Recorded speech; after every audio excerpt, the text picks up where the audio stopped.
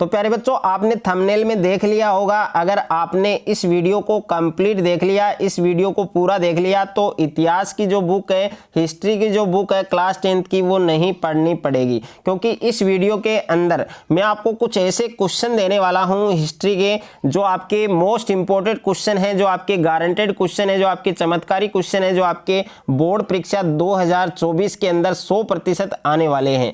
तो नमस्कार प्यारे बच्चों, स्वागत आप सभी का आपके अपने यूट्यूब चैनल में। अगर आप कक्षा 10th के स्टूडेंट हैं और बोर्ड परीक्षा 2024 आप देने जा रहे हैं, तो इस वीडियो को आपको कंप्लीट देखना है और एग्जाम से पहले आपको ये वीडियो कंप्लीट देखना है। अगर आपने वीडियो को नहीं देखा तो बोर्ड एग्जाम में आप पछताओगे। तो जैसा कि प्यारे बच्चों आप देख सकते हैं, कक्षा 10 इतिहास 2024 यानी क्लास 10th की जो हिस्ट्री है, और हिस्ट्री के वो इंपॉर्टेंट क्वेश्चन मैं इस वीडियो के अंदर देने वाला हूं। पूरी बुक के महत्वपूर्ण क्वेश्चन देने वाला हूं। पूरी बुक को मैंने निचोड़ा है और उसमें से जो इंपॉर्टेंट क्वेश्चन मैंने बाहर निकाले हैं, वो आपके बोर्ड एग्जाम में आने वाले हैं। और पीछे के 10 साल के जो प्रीवियस ईयर क्वेश्चन पेपर हैं, उन पे मैंने रिसर्च किया है। 10 दिन मुझे लगे हैं और उन 10 दिन के अंदर, उस 10 डेज के अंदर मैंने जो प्रीवियस ईयर जो 10 साल के पेपर हैं, 10 साल के पेपर हैं, उनमें से मैंने वो इंपॉर्टेंट क्वेश्चंस निकाले हैं जो आपके हर बार बोर्ड एग्जाम में आ रहे हैं। ओके, तो वो क्वेश्चन इस वीडियो के अंदर मैं आपको देने वाला हूँ। वीडियो को आपको पूरा देखना है और विद सॉल्यूशन देने वाला हूँ। और आपकी जो बुक है भारत और समकालीन विश्व सेकंड, ये वाली बुक है जो हिस्ट्री की है। और अगर आपने इस वीडियो को कंप्लीट देख लिया तो इसके अलावा आपको हिस्ट्री के अंदर कुछ भी पढ़ने की आवश्यकता नहीं है, यानी पूरी बुक पढ़ने की आपको आवश्यकता नहीं पड़ेगी। और 2024 की बोर्ड एग्जाम में ये वाले क्वेश्चन 100% आएंगे, तो वीडियो को आपको पूरा देखना है। और जैसा कि प्यारे बच्चों आप यहां पर देख सकते हैं, पहला जो क्वेश्चन है वो मैंने क्या लिया है। पहला क्वेश्चन काफी इंपॉर्टेंट है और इस बार 1 नंबर आपको दिला सकता है 2024 की बोर्ड एग्जाम में, कि जर्मन ब्लूथ है वो किसका प्रतीक माना जाता है। तो जर्मन ब्लूथ है वो किसका प्रतीक माना जाता है मेरे प्यारे बच्चों, वीरता का माना जाता है। साथ में मैंने आंसर भी लिया है। तो जर्मन ब्लूथ है वो किसका प्रतीक है, वीरता का। और अगर आपने ये वीडियो देख लिया तो इससे आपकी जो तैयारी है वो भी परखी जाएगी। आप अपनी तैयारी है वो जांच सकते हैं कि हमने किस हद तक तैयारी कर ली है। हिस्ट्री के अंदर हमने कोई ऐसे क्वेश्चंस को तो नहीं छोड़ा है, कोई ऐसे पॉइंट को तो नहीं छोड़ा है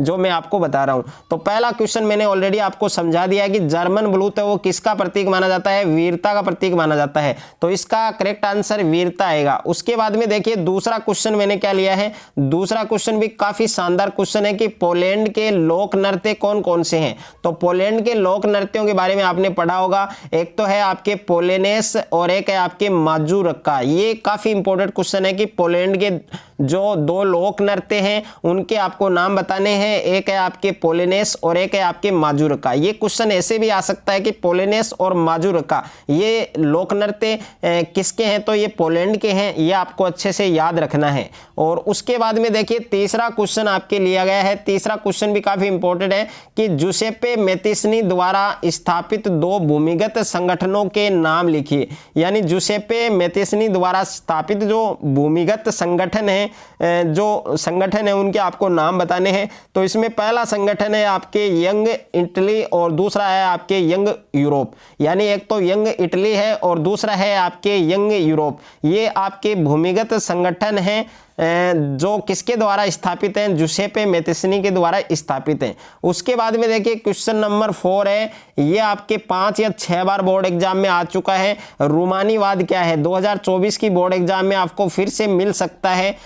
2 मार्क्स के अंदर आने वाला है क्वेश्चन, रूमानीवाद क्या है। तो रूमानीवाद किसे कहते हैं कि यूरोप में राष्ट्रवाद के विकास में संस्कृति के योगदान की महत्वपूर्ण भूमिका रही। और यूरोप में राष्ट्रवाद के विकास में सांस्कृतिक जुड़ाव को रूमानीवाद नाम दिया गया।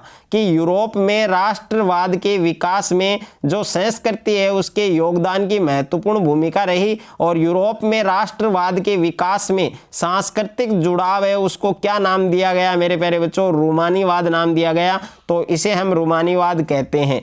और उसके बाद में 5वां क्वेश्चन है आपके, काफी इंपॉर्टेंट क्वेश्चन है 5वां, चोरी चोरा कांड है वो किस वर्ष हुआ? तो चोरी चोरा कांड है वो किस वर्ष हुआ, किस सन में हुआ? 1922 ईस्वी में हुआ, ये आपको याद रखना है।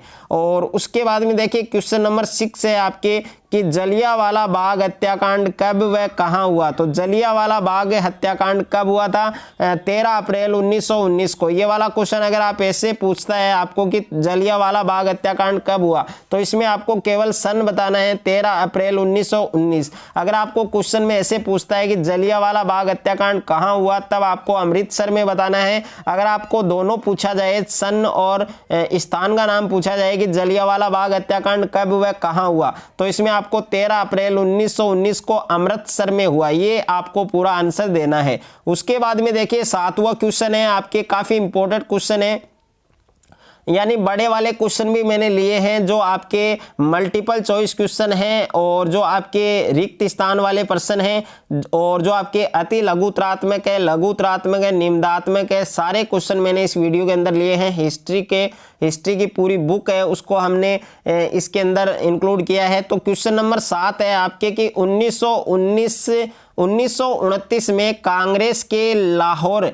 अधिवेशन के अध्यक्ष कौन थे? ये आपको बताना है कि 1929 में कांग्रेस के लाहौर अधिवेशन है उसके अध्यक्ष कौन थे?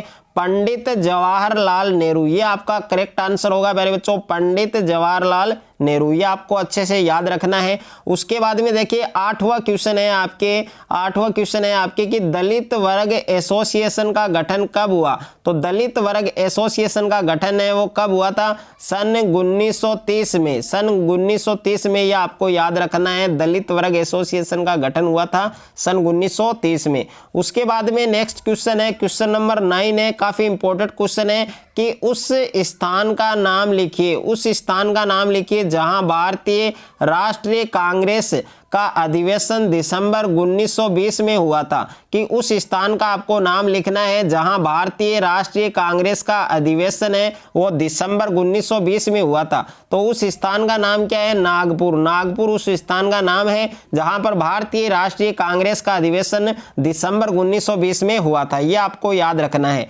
उसके बाद में देखिए क्वेश्चन नंबर 10 है आपके कि उस स्थान का नाम लिखिए जो गुजरात में किसानों के सत्याग्रह से जुड़ा था। कि उस स्थान का आपको नाम बताना है जो गुजरात में किसानों के सत्याग्रह से जुड़ा था। तो उस स्थान का नाम क्या है? खेड़ा, जो कहां पर पड़ता है प्यारे बच्चों? कहां पर है? गुजरात में।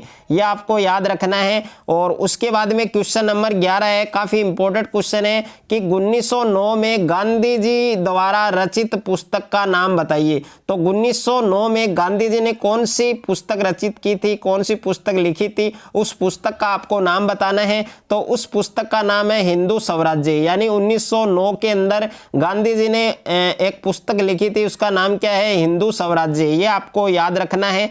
और उसके बाद में प्रश्न संख्या 12 है आपके G77 यानी G77 से आप क्या समझते हैं? तो G77 क्या है भाई, इसके बारे में बात करें, काफी इंपॉर्टेंट क्वेश्चन लग रहा है। G77 विश्व के विभिन्न विकासशील देशों का एक ऐसा समूह है जो नई अंतर्राष्ट्रीय आर्थिक प्रणाली NIEO प्राप्त करने के लिए सामूहिक रूप से कार्य करता है। कि G77 विश्व के विभिन्न विकासशील देशों का एक ऐसा ग्रुप माना जाता है, एक ऐसा समूह है जो नई अंतर्राष्ट्रीय आर्थिक प्रणाली NIEO प्राप्त करने के लिए सामूहिक रूप से क्या करते हैं? कार्य करते हैं। और उसके बाद में क्वेश्चन नंबर 13, इस प्रश्न की तो हद हो गई, हर बार बोर्ड एग्जाम में मिलता है ये वाला क्वेश्चन। रिंडरपेस्ट नामक पशुओं की बीमारी किस महाद्वीप में फैली है? यानी रिंडरपेस्ट नामक एक पशुओं में बीमारी है जो कौन से महाद्वीप में फैली है, उस महाद्वीप का आपको नाम बताना है। तो इसका करेक्ट आंसर क्या होगा? एशिया। ये वेरी इंपॉर्टेंट क्वेश्चन है, अच्छे से याद रखना है आप सभी बच्चों को। और उसके बाद में देखिए क्वेश्चन नंबर 14 है आपके कि कौन सी बीमारी अमेरिका में स्पेनिश सैनिकों द्वारा फैली थी? तो कौन सी बीमारी है जो अमेरिका में स्पेनिश जो सैनिक है उनके द्वारा स्प्रेड की गई, उनके द्वारा फैलाई गई? तो उस बीमारी का नाम क्या है प्यारे बच्चों? चेचक। ये आपको याद रखना है। और उसके बाद में क्वेश्चन नंबर 15 है आपके जापान की सबसे प्राचीन मुद्रित पुस्तक थी। तो जापान की सबसे प्राचीन मुद्रित पुस्तक का नाम क्या है? डायमंड सूत्र। ये आपको अच्छे से याद रखना है। जापान की सबसे प्राचीन मुद्रित पुस्तक थी डायमंड सूत्र। और उसके बाद में क्वेश्चन नंबर 16 है आपके, गीत गोविंद नामक पुस्तक के लेखक का नाम बताइए। तो गीत गोविंद नामक के पुस्तक के लेखक का नाम क्या है? जयदेव। ये आपको अच्छे से याद रखना है, जयदेव। और उसके बाद में नेक्स्ट क्वेश्चन है आपके, अब बड़े वाले क्वेश्चन के बारे में हम बात करें तो बड़े वाले क्वेश्चन मैंने ज्यादा नहीं लिए हैं, 4 क्वेश्चन लिए हैं। 4 में से 3 क्वेश्चन आपको आराम से मिल जाएंगे बोर्ड परीक्षा 2024 में। तो क्वेश्चन नंबर 7 है कि 19वीं सदी के अंत में मुद्रण संस्कृति ने महिलाओं को किस प्रकार प्रभावित किया? कि 19वीं सदी के अंत में जो मुद्रण संस्कृति है उसने महिलाओं को किस प्रकार प्रभावित किया है, उसके बारे में आपको बताना है। क्वेश्चन नंबर 18 है आपके, मुद्रण क्रांति से आप क्या समझते हैं और इसके प्रभाव को स्पष्ट कीजिए। यानी मुद्रण क्रांति है उससे आपका क्या अभिप्राय है, उससे आप क्या समझते हैं और इसके प्रभाव है उनको आपको स्पष्ट करना है। और क्वेश्चन नंबर 19 है, औद्योगिकरण से आप क्या समझते हैं। यानी औद्योगिकरण से आपका क्या अभिप्राय है, उससे आपका क्या तात्पर्य है, उससे आप क्या समझते हैं। तो ये वाला क्वेश्चन भी अच्छे से याद रखना है। क्वेश्चन नंबर 20 है आपके, सिल्क रूट क्या है। ये भी वेरी वेरी इंपॉर्टेंट क्वेश्चन है, चमत्कारी क्वेश्चन है, तो इसको भी आपको अच्छे से याद रखना है। तो हिस्ट्री के जितने भी क्वेश्चन मैंने इंपॉर्टेंट सेलेक्ट किए हैं, जितने भी मुझे गारंटेड क्वेश्चन मिले हैं, सारे क्वेश्चन मैंने इस वीडियो के अंदर आपको बताए हैं उत्तर सहित। अगर आपको ये वीडियो अच्छा लगे तो आप वीडियो को ज्यादा से ज्यादा बच्चों के साथ शेयर करें, ज्यादा से ज्यादा वीडियो को लाइक करें और चैनल पर आप नए हैं तो चैनल को आप सब्सक्राइब कर लीजिए और साथ में नोटिफिकेशन बेल को प्रेस कर लीजिए ताकि कक्षा 10 से रिलेटेड कोई भी वीडियो आपके मिस ना हो।